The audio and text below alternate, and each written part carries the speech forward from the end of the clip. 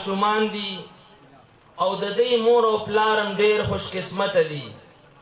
نن چې دې ماشومانو ته کومه ډیګري ملاویږي دا ډیګري په دنیا کې د دې بل شی مقابله نشي کولی. دا د ځوانو جهانو دپاره یو لویه ډیګري ده، دا یو لویه د خوشحالۍ خبره ده او د هغې مور او پلار ته د هغې رشته دارانو خپلوانو ټولو ته منګه د زړه د کومې نه مبارکي پیش کوو چې په دې فتنې زمانه کې د هغې ماشومانو قرآن کریم سر ته ورسوو. علماء کرام به راځي، زمونږ میلمانه دي، موږ به د هغې بیان ته وږدو، د یو بل څه د خبرو کولو نه اخوا دېخوا ګرځېدو نه پرهیز به کوو. ځکه چې یو عالم بیان شروع کله خلک متوجه نو هغه عالم هم بلکل هغوی طرف ته توجه او بیان ډېر په ښایسته طریقه باندې رواني. خو چې موږ او تاسو بهر ګرځو یا خپل منځ کې ګپ شپ لګو خبرې کوو نو په هغې سره چې دی هغه عالم متاثره کېږي، هغه بیان کې چې دی بیا هغه لذت او مزه نه وي. بله دا د ماشومان چې دی هغه د کورسو نه دې پرهیز وکړي، کوم چې سپین ږیري دي یا علما دي هغه دې ناست دي. نور دا کرسۍ چې دی دا د هغه کسانو دپاره دي چې کوم قرآن کریم سر ته رسولی هغه به دې کرسو کې کښېني.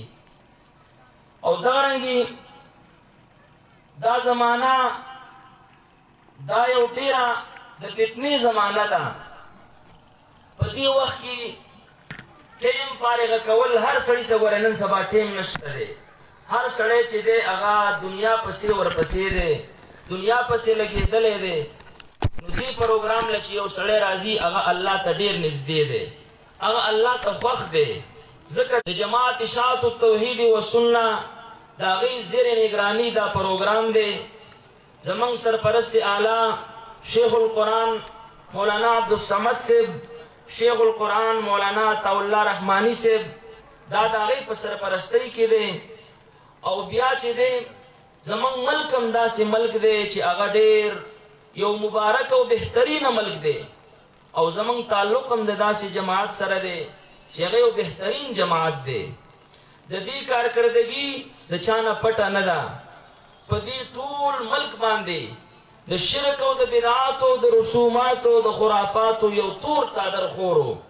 د نن نه 50 کاله مخکې وګورئ 80 کاله علما وو، د دین ښودونکي وو، خو چا کې دا جرأت نه و چې هغې خلکو ته حق بیان کړي.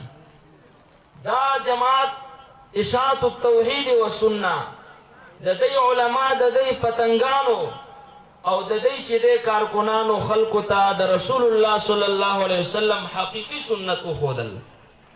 څومره چې د دې موږ شکریا ادا کوو دا به موږ له کموي.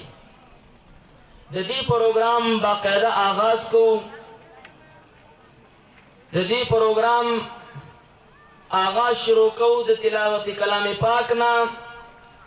نو زه دعوت ورکوم زمونږ د مومند جنسۍ نه راغلی میلمه حضرت مولانا قاری رحمت الله صاحب ته چې هغې راشي او مونږ او تاسو ته د قرآن کریم تلاوت وکړي.